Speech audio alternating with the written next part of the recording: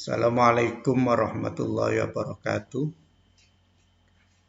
Para peserta IHT di SMK Muhammadiyah 1 Surabaya yang berbahagia, yang saya hormati Bapak Kepala SMK Muhammadiyah 1 Surabaya, Bapak Komite SMK Negeri 1 Surabaya, dan DUDI yang menjalin kerjasama dengan SMK Muhammadiyah 1 Surabaya.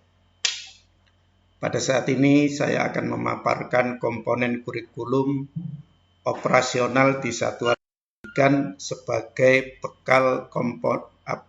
bekal kurikulum SMKPK. Ada beberapa komponen yang harus diperhatikan karena komponen-komponen ini juga tidak jauh berbeda dari komponen-komponen kurikulum 2013 atau KTSP 2013. Yang pertama,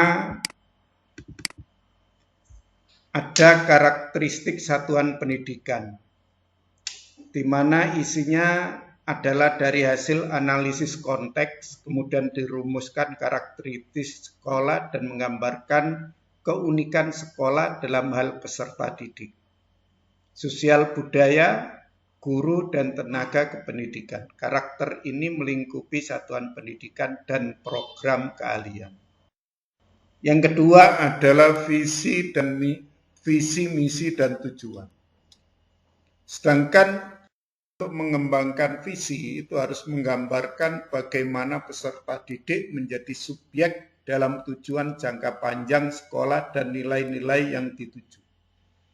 Yang kedua, nilai-nilai yang mendasari penyelenggaraan pembelajaran agar peserta didik dapat mencapai profil Pancasila.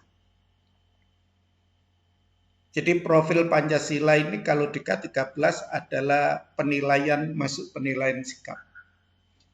Sedangkan misi menjawab bagaimana sekolah mencapai visi. Sama. Berikutnya nilai-nilai yang penting untuk dipegang selama menjalankan misi. Sedangkan tujuan, penjabarannya adalah tujuan akhir dari kurikulum sekolah yang berdampak kepada peserta didik. Tujuan menggambarkan patok-patok penting dan selaras dengan misi. Yang ketiga, strategi sekolah untuk mencapai tujuan pendidikan.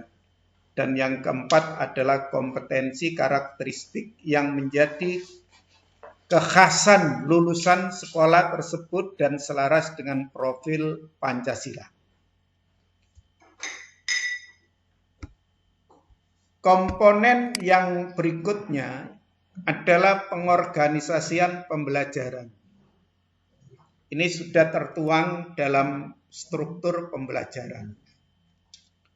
Karena di SMKPK atau di sekolah penggerak ini, untuk tingkat SMK, maka fase-fasenya adalah fase E dan fase F. Nah, yang sementara kita praktekkan adalah di fase E, yaitu kelas 10. Sehingga cara sekolah mengatur muatan kurikulum dalam satu rentang waktu dan beban belajar, cara sekolah mengelola pembelajaran untuk mendukung pencapaian CP, capaian pembelajaran dan profil pelajar Pancasila. Misalnya mingguan, sistem blok atau cara pengorganisasian lainnya. Di dalamnya termuat intrakurikuler, berisi muatan atau mata pelajaran dan muatan tambahan lainnya jika ada mulok. Yang kedua, proyek penguatan profil Pancasila, di mana di dalamnya menjelaskan pengelolaan proyek yang mengacu pada profil Pancasila pada tahun ajaran tersebut. Untuk SMK, proyek penguatan ini terintegrasi dalam pengembangan karakter dan budaya. Untuk berikutnya adalah berisi praktek kerja lapangan, PKL, magang, di mana menyiapkan peserta didik agar memiliki pengalaman dan kompetensi di dunia kerja. Yang keempat adalah ekstrakurikuler. Jadi aslinya di dalam komponen kurikulum SMKPK ini tidak jauh berbeda dengan kurikulum di KTSP kurikulum 13. Cuman di sini ada dikelompokkan dalam komponen-komponen. Berikutnya adalah komponen rencana pembelajaran, di mana isinya adalah rencana pembelajaran untuk ruang lingkup sekolah, menggambarkan rencana pembelajaran selama 1 tahun ajaran. Berisi alur pembelajaran untuk sekolah-sekolah yang sudah menjalankan pembelajaran secara terintegrasi, program prioritas satuan pendidikan. Untuk yang berikutnya adalah pendampingan, evaluasi, dan pengembangan profesional.